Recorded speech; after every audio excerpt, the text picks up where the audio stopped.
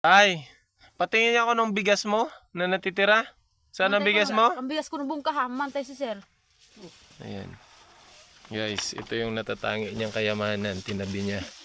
So, kasi pag naulan daw, at least naka-safety. Ito yung sinasabi niya na kanina na ito yung hindi niya kinakain na bigas para gagamitin niya daw o kakainin niya kapag tag-ulan na. Ayan. Yan, yan, ito pa daw yung isang bigas niya nakatabi. Yan.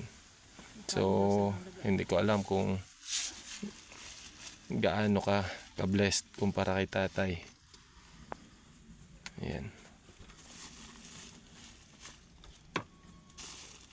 Kinakain daw ng daga, so tinabi niya. So ito yung stock ni tatay para sa pagdating ng tag-ulan. So guys, tulungan natin si tatay.